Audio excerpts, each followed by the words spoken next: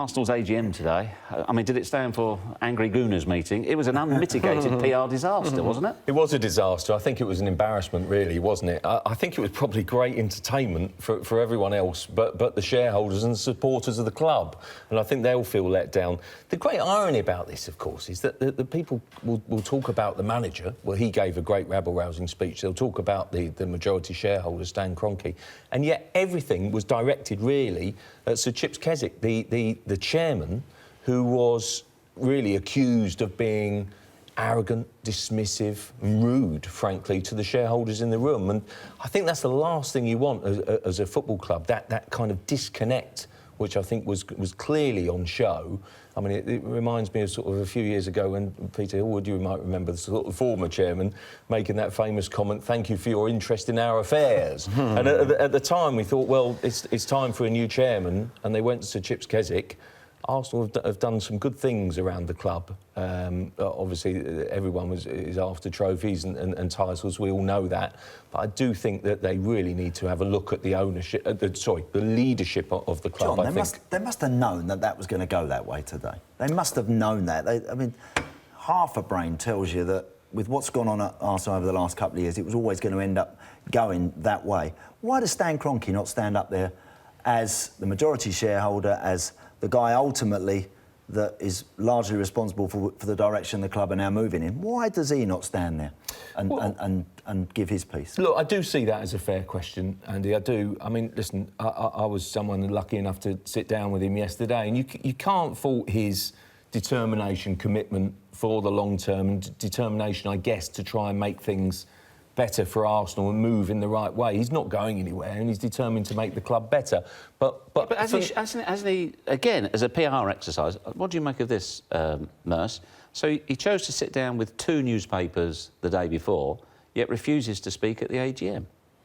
Yeah, well, I'm not saying it was John, but it isn't right. It isn't right. It's great for John and the other paper, whoever it was, but yeah, that's not right. I mean, they've paid money. They paid good money to go and watch Arsenal. It's not cheap, and you know, for me, one of the questions he answered was, we're punching above our weight because of the amount of money we've spent. We're higher than what we should be for the amount of money we spent. Surely someone's got to look at these questions first and go, don't say that. Can't say that. Don't say that. Don't go down that road. Don't say that. And it's well, I just think they've just pulled themselves away from the fans. I just don't think they understand the fans, and it's an arrogance of, you don't mean anything to us at all. To clarify that particular quote, that was Ivan Gazidis, who said the club have overperformed in recent seasons. And what he means by that, if you look at what the club have spent over the last maybe 5-6 years and what they've achieved, they've actually done very well. Yeah, but this is the Arsenal, isn't it? It's not like a middle-of-the table team. This is Arsenal. This is, you know, they should be spending money and winning titles. And if they're not winning the title, they're in it till the end of, at least to the end of April or middle of April, or they're having a right go. I mean, for me, it's an arrogance of, like, we don't care about the fans. Because if you go, someone else is next in line and they'll take your season ticket and they'll move in and you can go. It don't matter. And that's the problem they have. As an AGM, John, as well, a little strange, isn't it? They vote for the board to be re-elected. The fans will say, no, we don't want him, we don't want him, we don't want Kroenke Jr., we don't want Sir Chips. But the majority shareholders who come in, who are obviously Stan Kroenke and Alicia Usmanov, say, yep, we'll vote them in. Yeah. So it's a pointless exercise. Well, today it struck me that it was a protest vote. A vote by some of the shareholders, by very vocal sort of shareholders, you know, by some of the sort of supporters' trust as well, to make their point that they don't want certain people re-elected. But because of the makeup of the club and the shareholding, you know that's just a process and they're going to be re-elected. What worries me most, and I can't get my head around this, is that Sir Chips Keswick, why is he elected as the figurehead, as the chairman, to stand?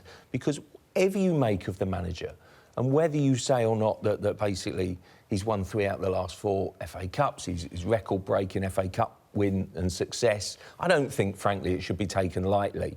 But if you are looking there at the AGM today and seeing that as the public front for Arsenal Football Club, that is not a good look. I think they look like a classic example to me, the Arsenal now. When you've got a split at the very top, when you have a power struggle going on there, there's a paralysis around the whole club as an after effect of that. And I feel sorry for Arsene Wenger having to stand there, John, today and have to and again. Why? Well, I do feel sorry for him, Jeff, because if Stan Kroenke doesn't want to stand there and say nothing, and the stick that Arsene's had, they gave him the 2-year deal. They put him in the job. Yeah, but Stan Kroenke said, Arsene is doing a great job. He is the right guy. Why couldn't he stand there and say that and he take the boos and the slow hand claps? But if Arsene knows that Stan Kroenke is backing him, he's going to be happy to stand there. And again, Stan Kroenke said of Arsene Wenger, he is more focused than ever. Yeah, but I think you're putting Arsene in an awkward situation right now. I know he's the sort of guy. He's a board member, isn't he, Arsene? Yeah. So he's entitled to go up there and stand and have his say. Look, he's got his hands full with the team at the moment. The last thing he needs is to go up there and this to end in the manner with which it did. And surely someone within the Arsenal hierarchy would have said, this isn't the right time for Arsene to be out there talking right now in front of these shareholders who are fed up, frustrated, as Merce says. You know, use your brain a little bit. And if you want to own a football club, if you do want to front a football club up, then sometimes you've got to get out there and do it properly. And Stan Kroenke, I think, goes down in everyone's estimation a little bit when he allows Arsene Wenger, who's been ripped to pieces by many over the last couple of years, some would say with justification, he should be out there fronting that up. He's the owner of the club, he's the main man, or he's the majority shareholder. It's his responsibility who he puts in charge of that club. He's put faith in Arsene Wenger, then tell the world why. Can I tell you what I think it does for Arsene Wenger, though? Is that because on the back of Sir Chips Keswick's ridiculous, I think speech, and there's no other word to describe it in my view, is that Arsene Wenger, year on year at the AGM, steps forward, gives a brilliant speech, has the supporters eating out of his hand, and whether you like him or loathe him, when you hear him and when he addresses the supporters fall back in love with him. Partly because it's like being the main act at a concert, isn't it, basically? The support acts kind of, I don't know, could stink the place out. The main act takes to the stage and they win everyone over. He's starting from a low base and 9 times out of 10 he absolutely nails it. The majority view, even those who are not convinced of him, walks away from that meeting and said, Arsene Wenger, he really speaks well. And he's basically got a lot of those fans on the side, by the back door. Yeah, but the only thing, once again, as Merce said, so we're talking, Sir Chips Keswick is getting, and quite rightly, getting a huge amount of criticism for the disconnect. And Arsene Wenger, and he's saying, why is he there? He's stood up. Stan Kroenke is the owner. He is ultimately responsible for everything. He's not said a word. He's given a cosy interview to 2 newspapers.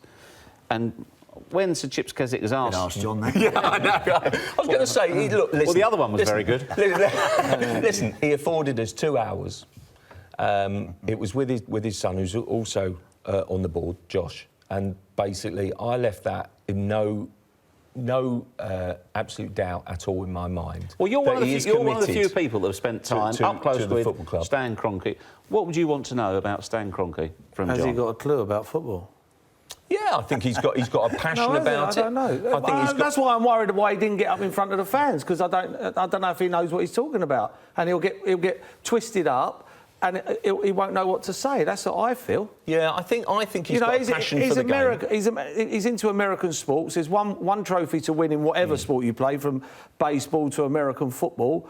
It's not like that here. It's completely different. There's no relegation doesn't even come into mind with Arsenal, but with other people that come into the game, they don't understand the relegation. But I just don't see he does have a clue. I think it's a money-making machine. I think he's on a bit of a hiding to nothing on it. But I do think, in defence, and maybe the counter-argument is that have you ever heard Roman Abramovich speak, for example? But do the Glazers speak? No, but Abramovich owns the club. Yes. Totally. It's his club. Well, I have to say my impression... And he's won 4 titles. Well, my impression is that Stan Kroenke would like to own it outright. I'm sure. Well, then that would he stands there, John, and one or two of the shareholders turn around and say to him, "Where are you in your quest to become the sole owner of Arsenal Football Club and take us into a new era?" Well, as I understand it, I don't think, even though it was reported as such, a bid went in a few weeks ago. I think there's dialogue, but I don't think there's been an active bid. I don't think there's been particular contact between the two.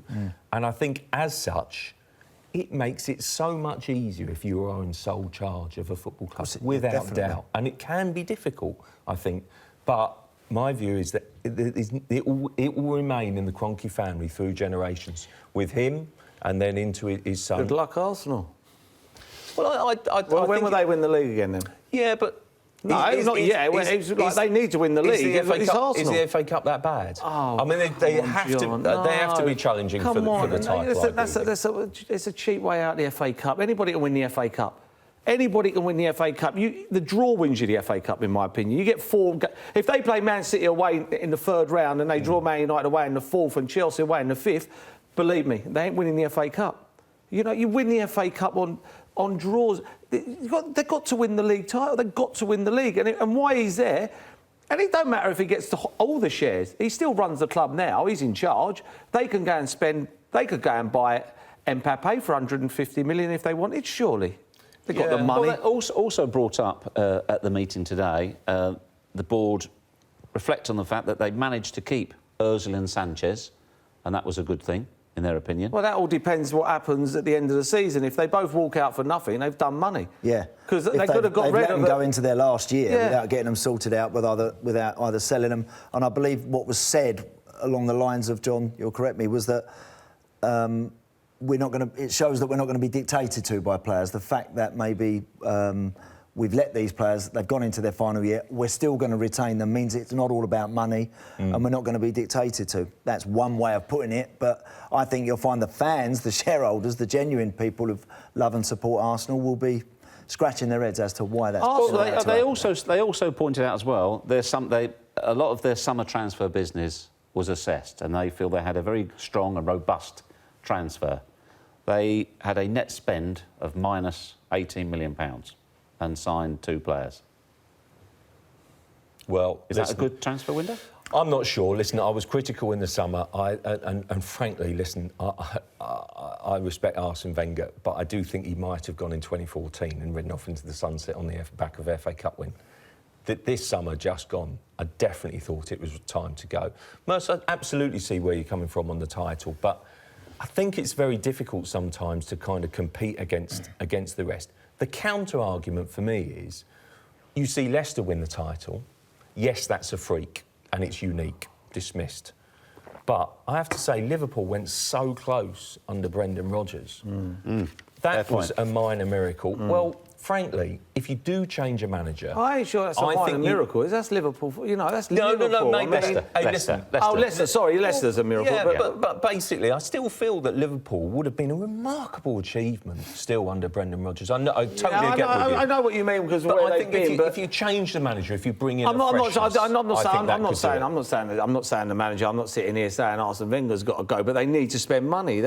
You can't. You know, people will sit. I'll sit here and say I'm not the brightest geezer in the world. I know I'm not, but I'm not stupid enough. If I was running a club to let 7, 8, 9 players' contracts run till they run out to the end of the season, I mean that is as brainless as you could get in football terms. That is it. How can you let 2 world-class players be sitting with 6 months left on their contract? 2 world-class footballers that will just walk away, if they want to walk away, for nothing. So bear in mind what John's saying with regards to them not having the reserves that these other clubs have to potentially lose, let's be conservative, 60, 70 million pounds of fees for those 2. And the rest. You are being conservative. Very conservative. I mean, you could have got 60, 70 for Sanchez in the summer. You could have had 50, 60, exactly right, as Mercer said. Plus, then you've got to take his wages away for that whole year as well. And then you've got to spend the money to replace him. It's like 200 million quid. Yeah. But having said all of those... And they're not the only 2 players. There's enough players after that that's contracted. But having said all of that, that's, if you like, the business side of Arsenal. Again, Arsene Wenger clearly retains Stan Kroenke's support to run the club as he sees fit, to coach the players and to decide the tactics that he employs. Exactly the same as you have been for the last 21 years, as you have been for the years of winning less trophies. Carry on. No, yeah, look, I personally agree with John. I think Arsene, it would have been absolutely fitting for him to march out the front door, if you like, in the summer just gone. And everybody, I'm sure, would have been incredibly grateful for Harry's run this club over the last 20-odd years. I think staying on it is going to get to me to that point where it's going to be one of those eventually for Arsene where I fear he'll just have to sneak out the back door into a waiting car and never to be seen again. I really do, and that's what I didn't like about it. It was the right time to make the right change, but it didn't happen. He'd been at that club a long time. He has a massive say there. As you know, he literally runs the club. He runs the club. You know, bar the money, but he runs everything. He could have sat there 3 years ago or so and said, "There's 4 managers coming up. They've left their football clubs. These are world-class managers. You know, they've left their clubs. You know, go and get one. I'm telling you now, go and get one. I won't be here forever. Go and get one of them. They're not even a manager that's been sacked. They've left their clubs. They're world-class managers. You know, Conte, Klopp. I know Klopp, people will go, he ain't got it right.